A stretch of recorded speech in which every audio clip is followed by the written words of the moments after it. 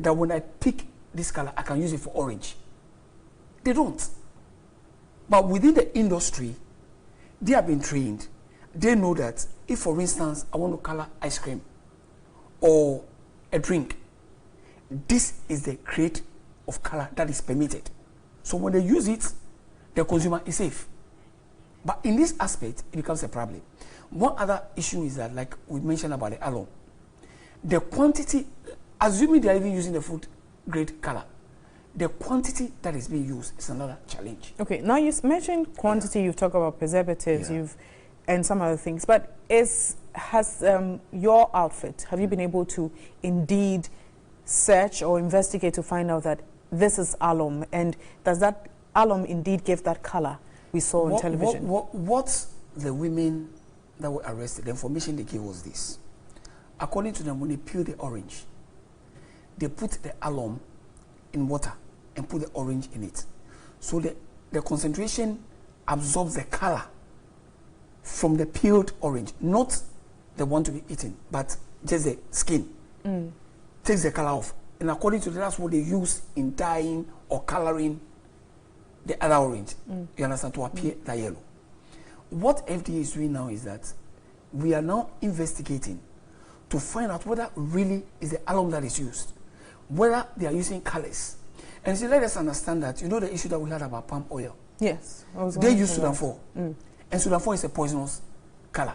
You understand? So we must establish the type of color that is being used. The exercise is not ended.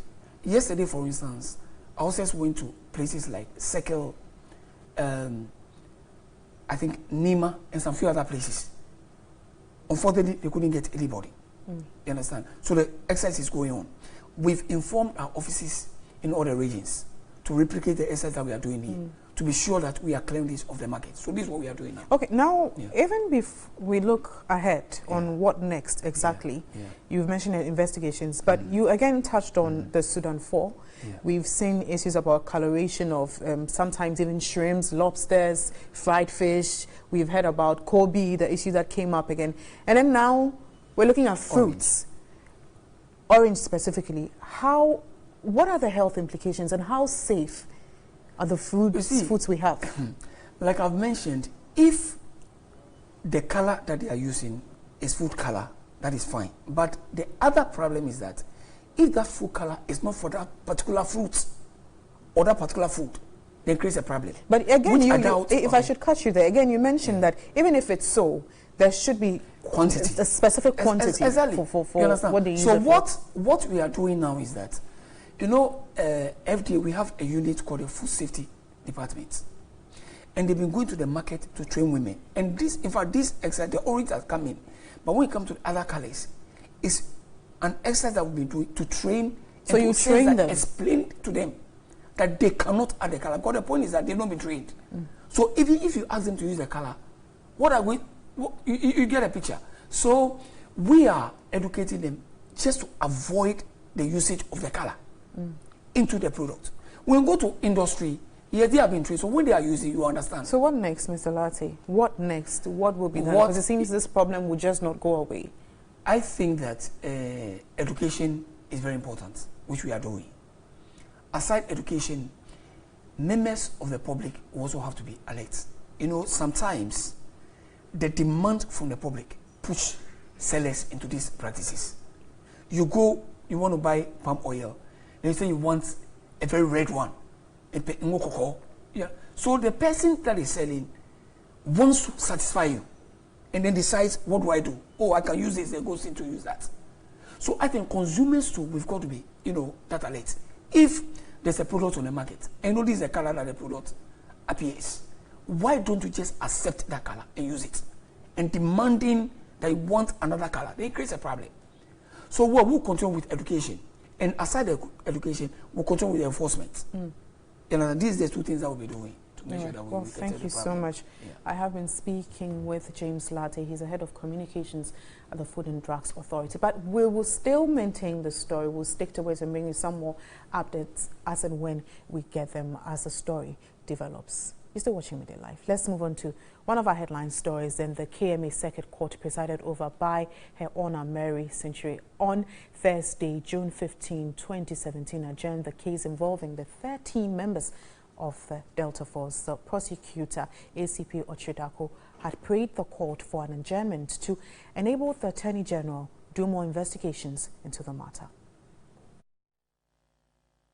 It was a brief hearing here at the KMA Circuit Court. This is the 6th time the 13 members of the Delta Force are appearing here at the KMA Circuit Court. In fact, for Mary Century's KMA Circuit Court is the 4th time, and the news is that the case has once again been adjourned to the 13th day of July 2017. In fact, in the course of hearing, the counsel for the accused person demanded for the statement of the accused persons and that of the witness. But that request was actually turned down by the presiding judge because she thinks that, or she thought that since investigation was still ongoing, it wouldn't be prudent that such document be released to the counsels. We will be speaking to the lead counsel for the 13 members of the Delta Force who are currently standing trials for what happened somewhere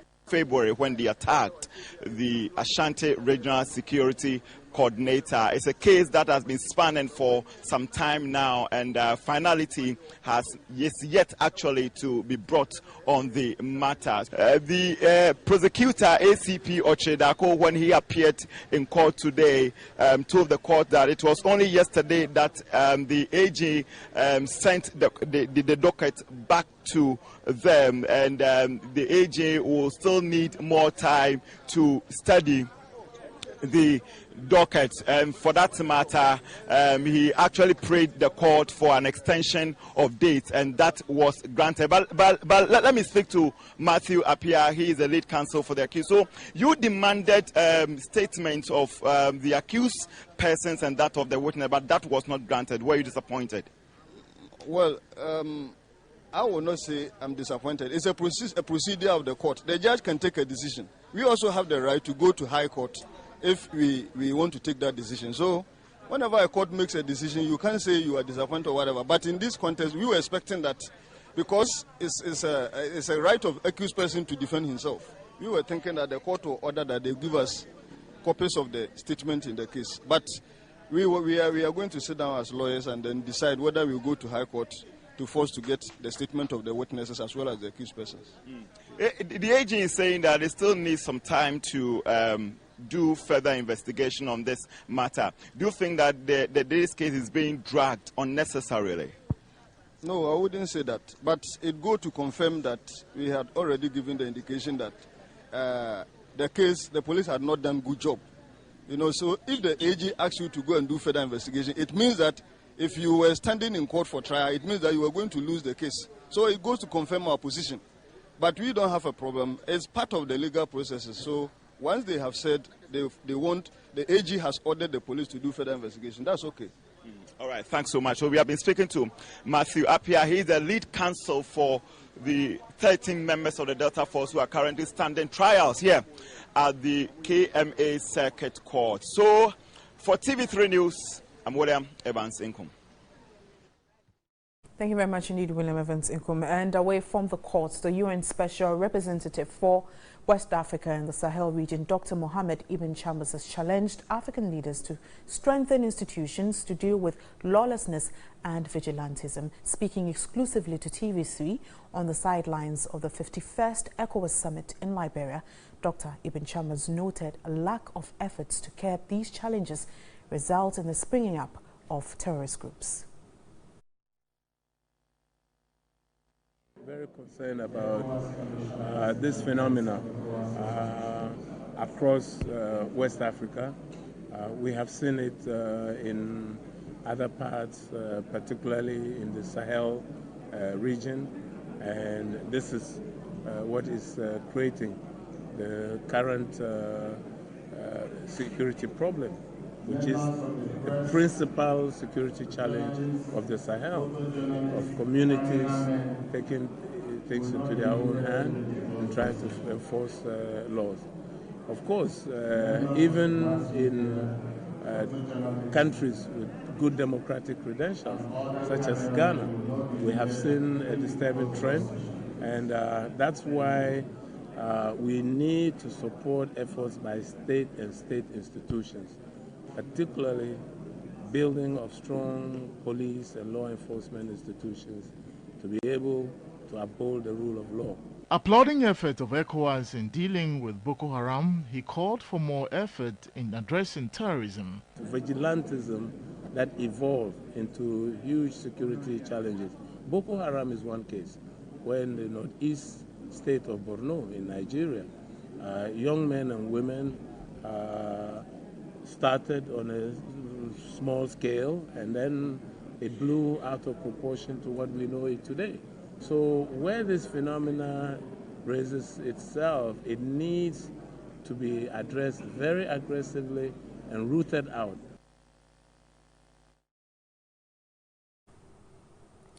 Now we look at some more, and the relationship between 83-year-old Florence Shandoff and the people in her vicinity can be described as a perfect example of how the elderly should be treated in their communities. As Ghana joins the world to celebrate World Elder Abuse Awareness Day, we bring to bear the need for the rights of the elderly to be protected at all times.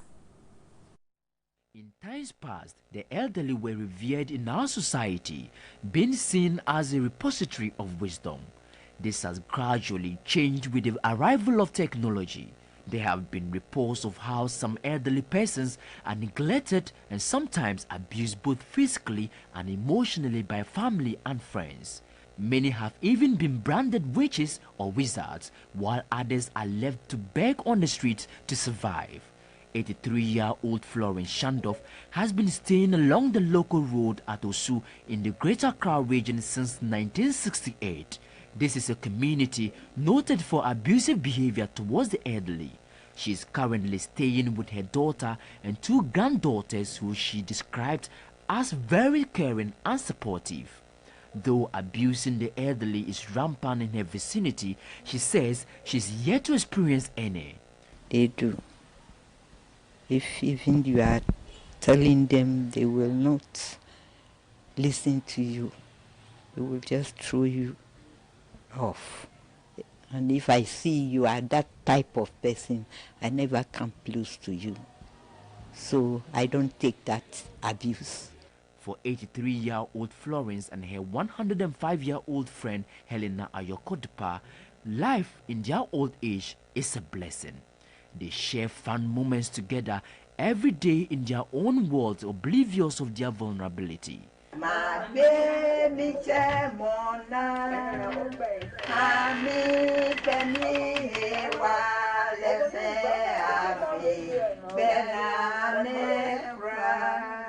As Ghana joins the world to mark this year's World Elder Abuse Awareness Day on the theme Violence Against Older Persons, a Human Rights Issue, Executive Director of Health Age Ghana, Ebenezer Ajetesose, is advocating the passage of a policy to protect the rights of the aged in the country. We think it is a fine opportunity for us to look at the issue of rights of older people.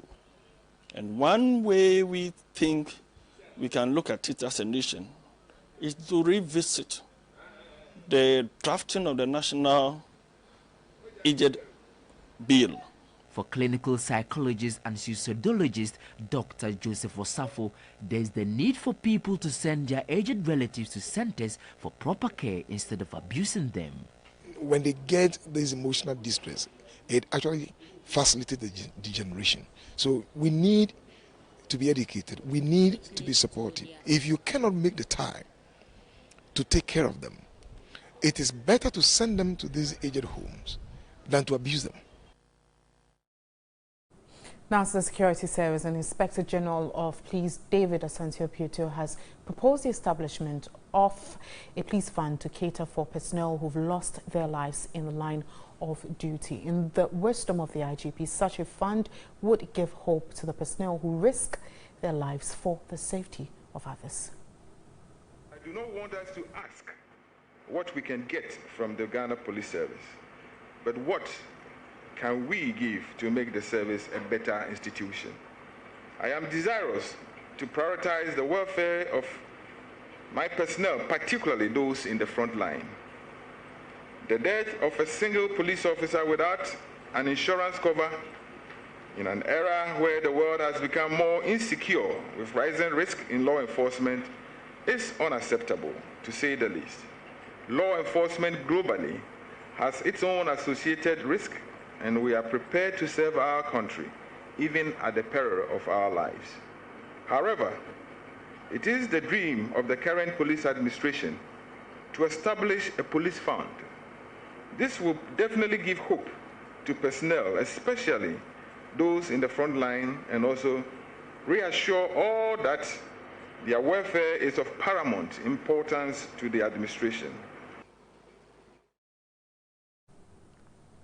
The Gaming Commission of Ghana is set to crack the whip on underage gambling across the country. This comes on the back of concerns about the increasing number of minors at betting centers in recent times. The Gaming Commission of Ghana, established under the Gaming Act 2006, Act 721, is mandated to regulate all forms of games with the exception of lottery in the country. According to the Gambling Machines Act, no person under the age of 18 years is permitted to use a gambling machine or enter any place in which a gambling machine is used. This, the Gaming Commission, is mandated to strictly enforce. The Commission says it is set to embark on a campaign to reduce the number of young people of school-going age who patronize betting centers. Children are vulnerable, and shrewd businessmen will want to make money. Some even legal operators do expose the machines to in areas that to children and areas that they are not permitted to. And we're going to roll out an underage gambling awareness campaign. The campaign, which is in partnership with the Ghana Education Service and operators of betting centers, aims at sensitizing minors on dangers associated with betting. On a familiarization tour, the Interior Minister Asiedu-Dartey lauded the Commission for its efforts in promoting sanity within the gaming community. He also cautioned the Commission to ensure gaming does not become a conduit for illegal activities in the country. We want to make sure that the gaming industry is not used as a cover for people to bring in illegal money. More so because such bodies are used to finance terrorist activity. We are very conscious of it, and we want to prepare ourselves to make sure we check it. Acting Commissioner Peter Mreku hinted the Commission will soon digitize its operations to enhance monitoring and evaluation of gaming across the country.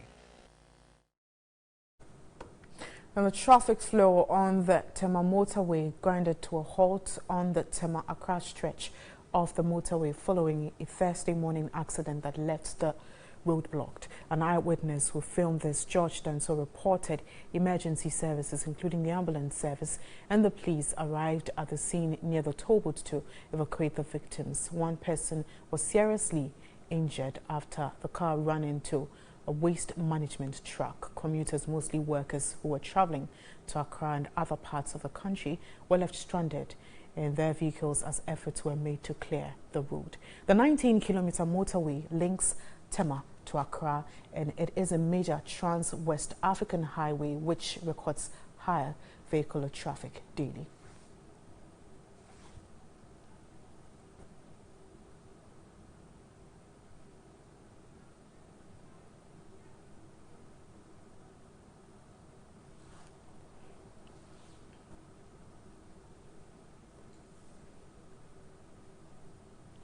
Health experts fear more pregnant women could lose their lives through pregnancy-induced hypertension.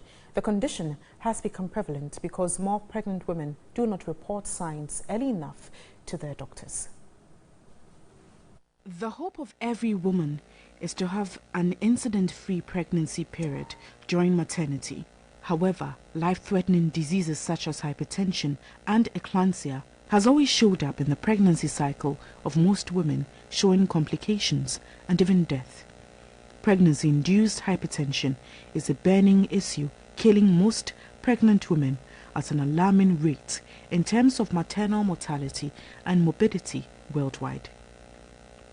In Ghana, some pregnant women develop problems during early periods of their pregnancy, putting both the mother and the baby in the womb's health at risk.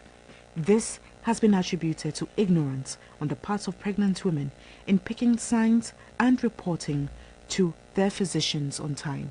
RAGE, as at 2016, had 40% as hemorrhage, that is bleeding, leading to maternal mortality. As we speak, it's now 20%, and then pregnancy-induced hypertension is 43.3%.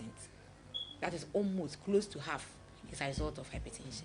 To make it basic for everybody to understand, it's just, hypertension that you develop because you are pregnant. You can't really tell that you did this, you did that, you did this, so you have it. It can happen. So all we need is to teach everybody there's danger signs as to what to look out for, so that you yourself will get to the health facility early. Health officials say hypertension during pregnancy has been killing more women at an alarming rate. As part of efforts to address this challenge, the Ministry of Health has introduced pregnancy schools in health facilities to help build capacity of pregnant women in order for them to detect early danger signs in their bodies and report to prevent complications. Headache for a pregnant woman, it's not simple. Please, don't take paracetamol and sleep. Come. So it's blood vision, it's headache, epigastric pain, it's swollen feet. You can have a normal swollen feet, but you come. So we check your protein level, we check your BP, then we are like, oh, you are fine, go home. But if the BP increases more than 20, we still want to keep an eye on you. You and I, we have a BP 90-60, and 2 days is 110-90. We are okay, but for the pregnant woman, it means something can happen. Pregnancy-induced hypertension is considered a risk factor, which is associated with an individual's characteristics, including unfavorable socioeconomic conditions, certain obstetric histories, and clinical problems. Still on health, and we still focus on pregnancy. We bring you medical notes, and the pregnancy school coordinator and director, the Adabaka Metro, Dr. Efo Asante, gives us an insight into the danger signs in pregnancy.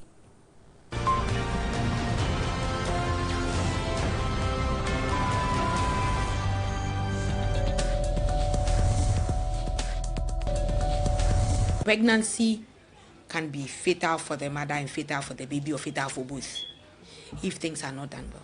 And because I'm thinking there are 3 delays in accessing healthcare.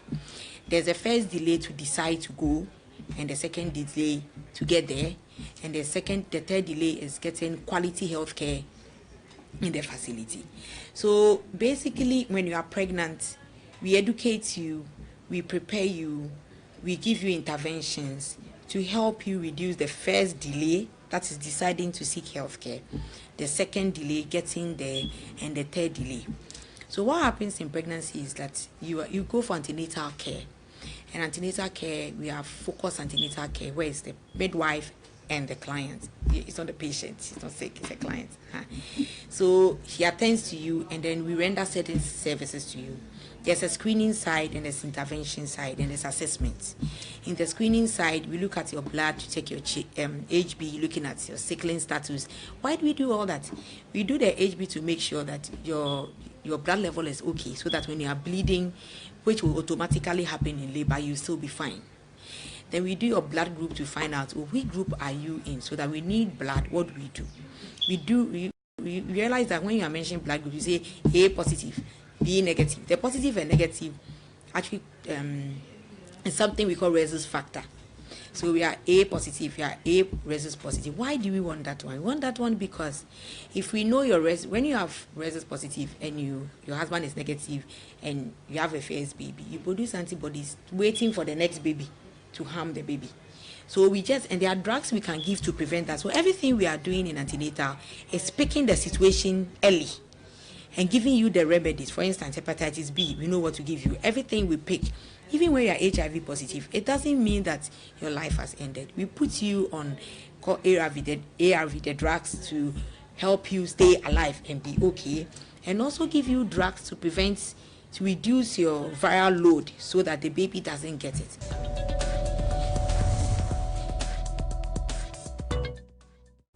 There's more. And next, we go for What Do You Think?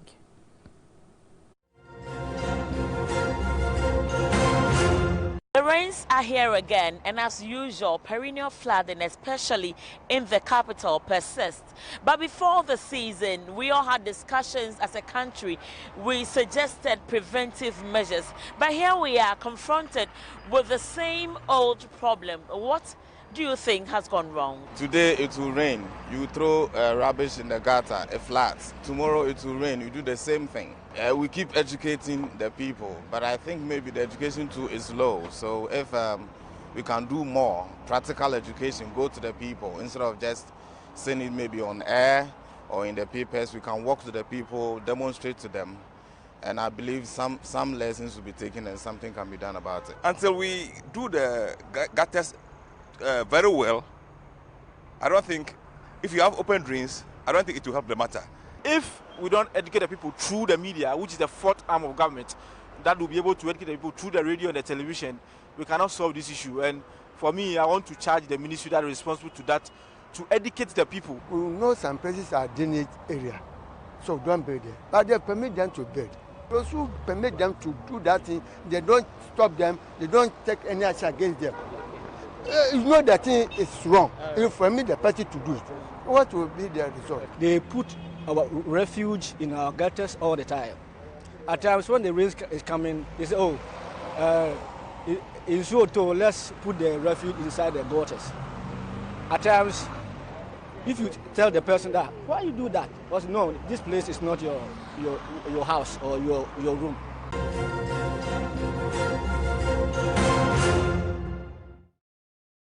You're watching Midday Live. We'll have more shortly.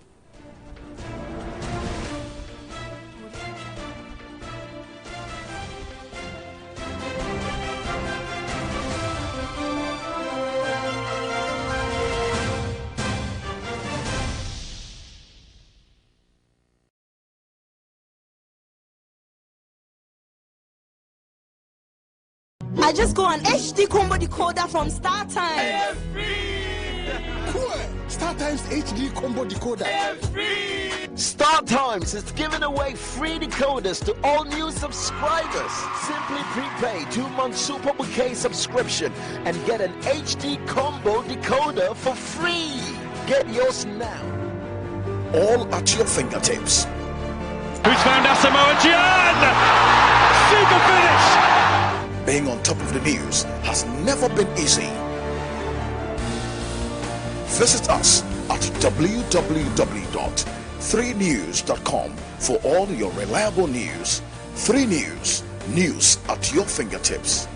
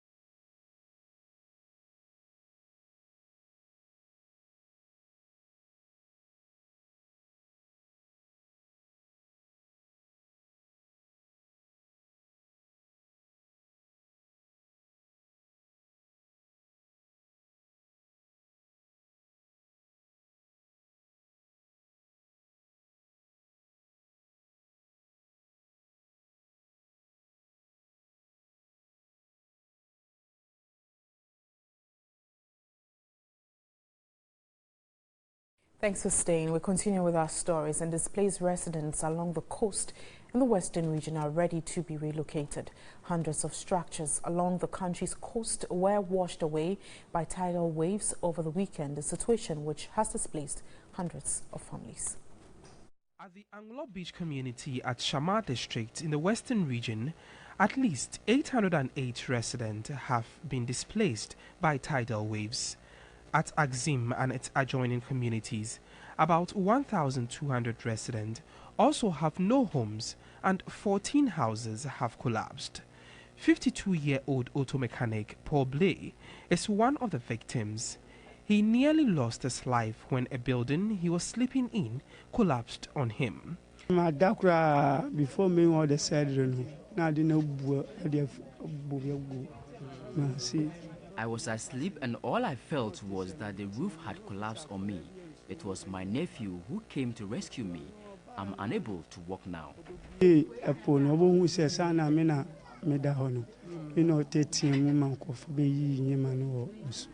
Residents along the coast have for several years been advised to relocate, but they have failed to. I was born and bred here. Born here, up to this time I am here.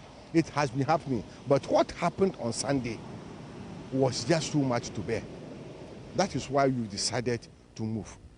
We let us go. The Director General of the National Disaster Management Organization, NADMO, Eric Nana Ajman Prempe, together with the Member of Parliament for Evaluate Ejumoro Idra, Catherine Afeku, led a team to assess the situation and distribute some relief items. 4 years ago, this same incident happened in this community, and you had people who had 2-3 feet water. We had to drag older women out of it.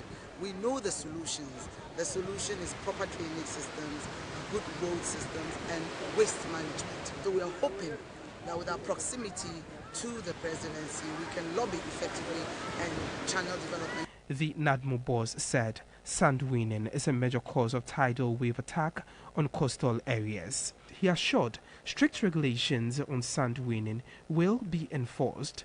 The organization will soon outline detailed preventive measures to ensure such disasters are prevented. Well, it's time for business, and Pakus Yasari is standing by. What do you have for us this afternoon? Hello, Wendy. Thank you very much. Hello, viewers, and welcome to the very latest in the world of business. We're back shortly. The business segment is brought to you by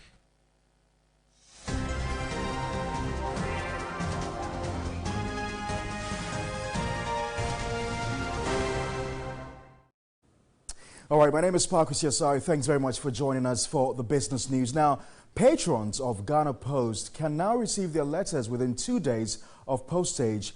Those within Accra can even be received within 24 hours. Meanwhile, the Minister for Communications, Esla Owusu-Ekufo, says the Ghana Post will be revamped to keep up with modern technological trends. In times past, the postal system used to be the main medium of sending and receiving letters and parcels by individuals and organizations. The emergence of information and communication technology has, however, changed the tide. The postal service is now viewed as a slow option. This has affected income generation of the Ghana Postal Service, resulting in the closure of some of its offices, such as that of Senya Briku in the central region. The low patronage has brought a lot of logistical and financial challenges to the company, but the Minister for Communication, Esla Owusu-Ekufo, insists the Ghana Post is not a liability. It is an asset which we haven't appreciated yet, and we will encourage it to live up to its full potential. It's a gem, but a gem in the rough. If it is polished, it would shine and be a source of great revenue for the government. To be able to catch up with the e-commerce and modern trends, the Ministry of Communication is re-strategizing to revamp the Ghana Post. The minister explains there will be training for personnel to equip them with the new trends. She also hints of a possible redundancy. Age is not a limiting factor in terms of uptake of technology. I'm sure many of them will be able to adapt. So we're going to be looking at all that. Ways of allowing those who are tired to also go and do other things while there's an infusion of fresh blood, fresh ideas, fresh talent. Presently, the Ghana Post has put in place new systems to speed up postal delivery across the country.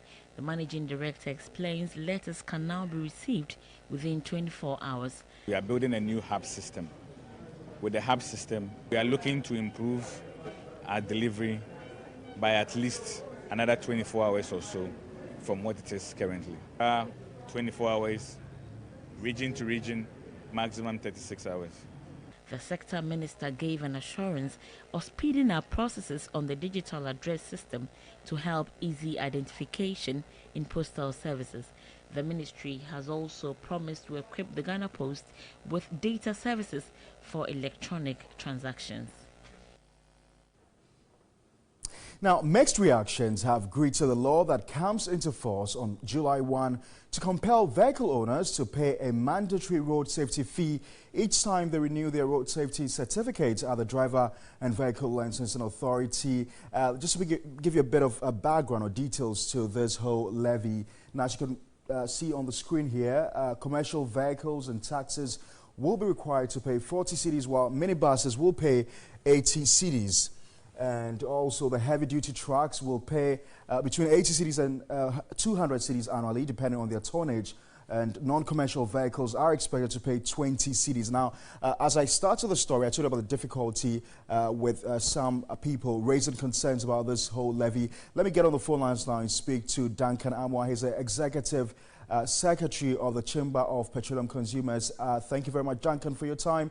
So what is your difficulty for this whole petition? Quickly, we have 5 key or main concerns that clearly would need to be addressed.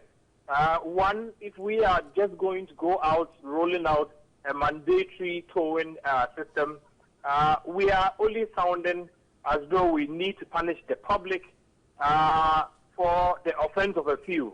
Why do we say this?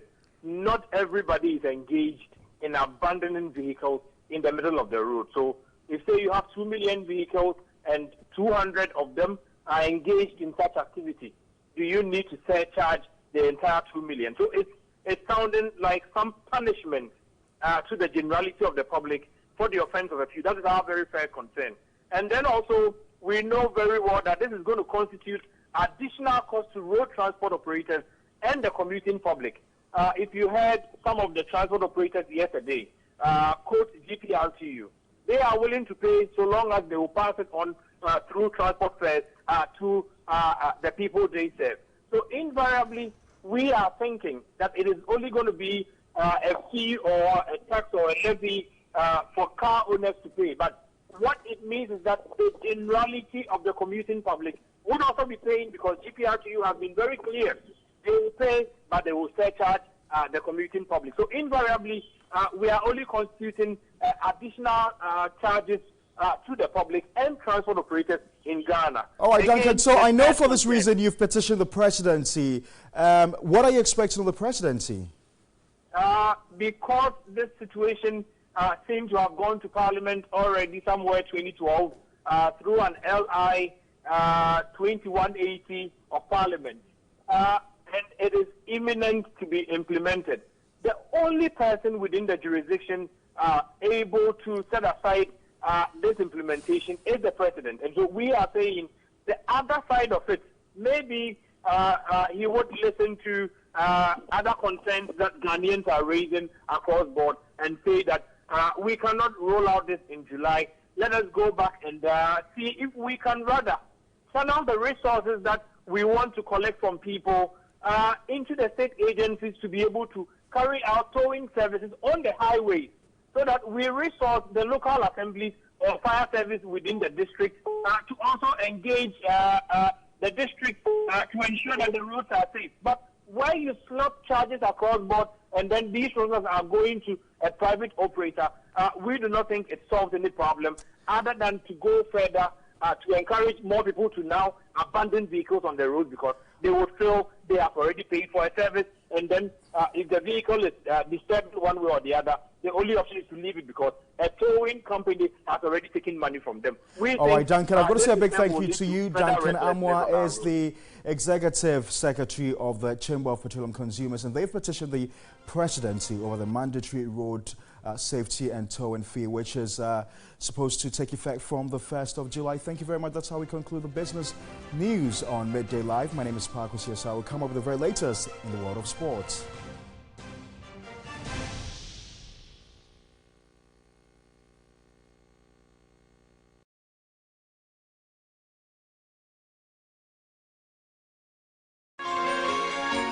A news anchor with style and professionalism must be someone you can trust, someone you can relate to, someone you can bond with, and with real experience. That is who we are. That is who we are. That's who we are. That's who we are.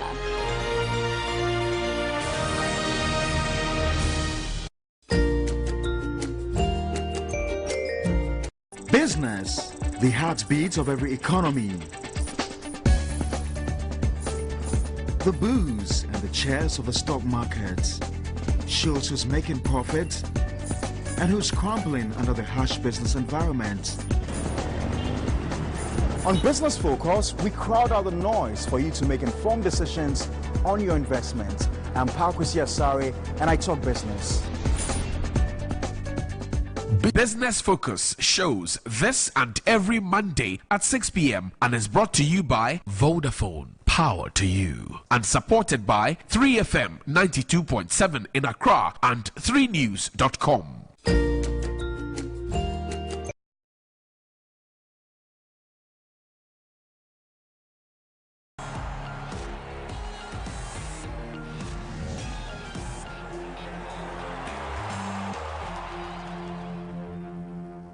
Welcome back from the break. Time to bring you the latest sports update. My name is Zana Kodrafre. With Ghana 5 points behind Egypt in the race to qualify for Russia 2018, shoulders have sunk and the confidence levels have fallen. But President of the Republic of Ghana, Nana Dankwa Akufo-Addo, believes the Black Stars can still qualify for the World Cup. Kwesi Appiah's return has brought a sense of freshness to the team, and after defeating Ethiopia by 5-0, the confidence levels seems to have risen for the final 4 games.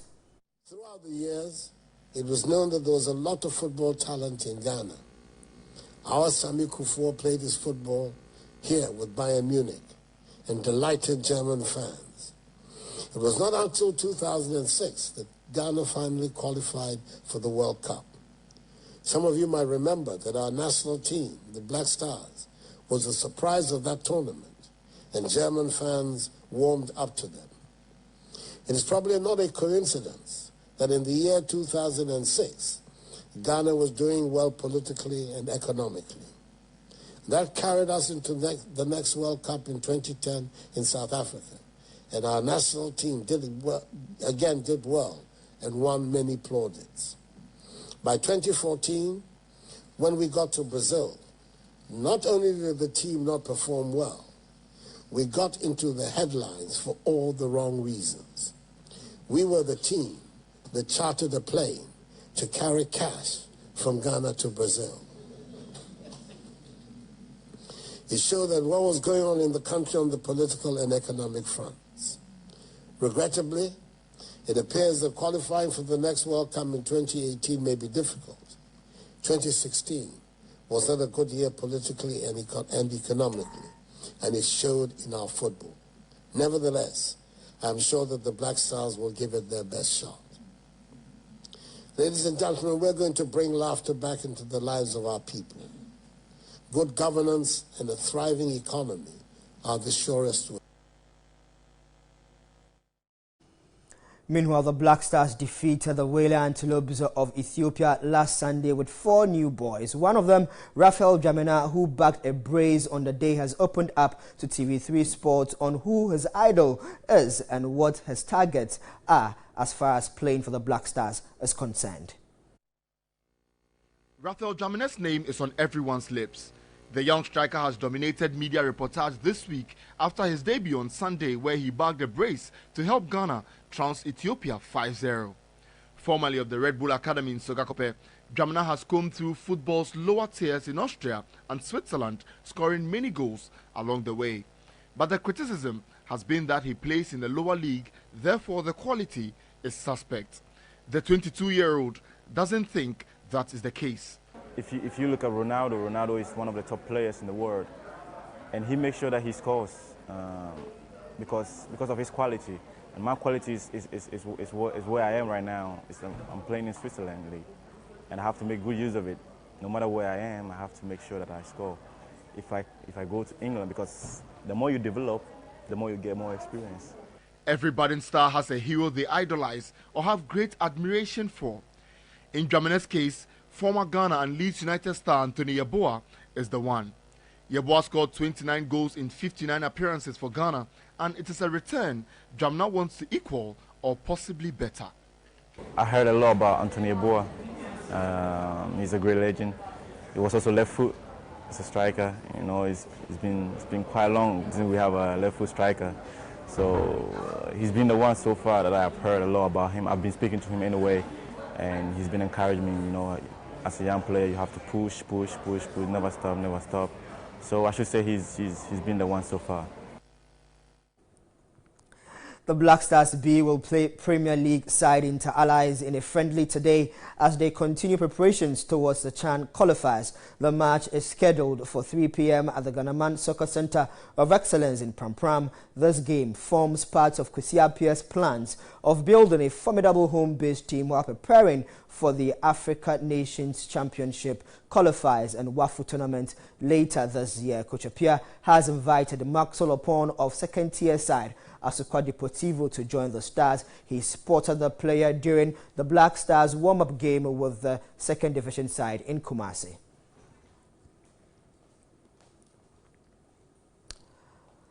The second edition of a Calcio Trade Ball, the brainchild of Arthur Legacy Sports, which brings together players based in Italy to deepen the existing cultural exchange and business relationship between Ghana and the European country, came off on Tuesday night at the residence of the Italian ambassador. One of the recent racism issue, the event organizer, Arthur, who couples as a liaison for Ghanaian players in Italy, says more dialogue is needed to stamp out racism in Italy. This was a very big opportunity because when the issue came up, when the issue arose, I visited the embassy, we discussed it, and the ambassador felt that, for example, this is one big opportunity that we can bring the two countries together to let people know that it is not the whole of Italy that are racist, you understand, but in every country there are definitely bad nuts. So it's not that big in Italy because if you talk about racism, players that have played in Italy, all the big players there, I don't think that it was so much a big issue for them when they were playing in Italy. But definitely there are some bad nuts out there that make these things become an issue.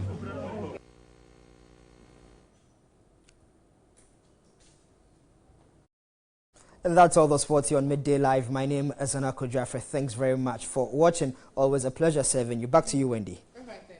Thank you, Alfred. We now have international.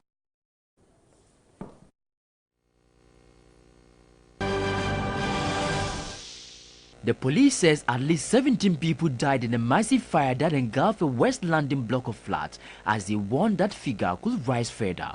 Earlier, the fire service said rescue. The police says at least 17 people died in a massive fire that engulfed a West London block of flats, as they warned that figure could rise further. Earlier, the fire service said rescuers did not expect to find any more survivors in the smoldering ruins of Grenfell Tower in North Kensington. Specialist dogs are to be sent in search for evidence and identification of people still inside. The Queen has said her thoughts and prayers are with families. People have been desperately seeking news of missing family and friends. More than 30 people remain in hospital, 17 of whom are in a critical condition.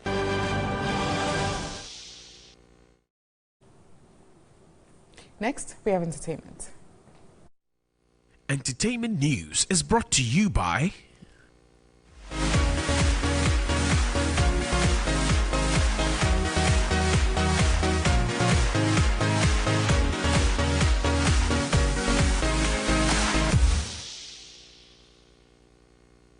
And we start with our stories. Ramsey Noah, Nigerian actor, is in town. That's in Ghana for 3FM's Father's Day hangout. 3FM's Father's Day Out, a fun and bonding platform for kids and their dads. Guest dad Ramsey Noah is already in town with his kids and looks forward to having a good time. I'm hoping that it's going to be like a handful. It's not easy when you have to be like, all responsible for the kids. You try to be as best as you can. Kids can be very demanding. But it not being easy is not the case, actually. It's the fun behind it. Well, there are a couple of things in the program that I'm looking forward to. Changing diapers, cooking with the kids and all of that kind of stuff. And it's sort of like gaming, gaming with the kids and bonding with the kids and being able to actually, show what it takes for you to be a good father. The veteran actor regretted the stereotype that fathers are irresponsible, urging fathers to offer their best to their kids to help correct such perceptions. They can't meet up to what a woman can give a child, so there's no basis for comparison. What I just say is that whatever a father can do as best, they should try to do. The Nollywood star will join some male Ghanaian celebrities, and of course, DJ Switch will be in action. It's good to be back again in Ghana, and I'm looking forward to a splendid time. Thank you, guys. If you can, please come for the event for the Father's Day. A big shout out to all the fathers. Please, I would love to see you all. Let's come together and let's have some fun game. All right, so you heard him. Don't miss the 3FM's Father's Day hangouts. Now let's move on to a trending story as well. And reggae dancehall artist Stonebwoy is tying the knot with his dentist girlfriend, Dr. Louisa Anson. The wedding between Livingstone Eche Satekla and Dr. Louisa Anson will be held on Friday, June 16, 2017. The event is strictly by invitation. Dr. Louisa Anson won multiple academic awards of excellence when she graduated as a dentist from KNUST in 2016. She also graduated as the overall best students dental surgery from KNUST.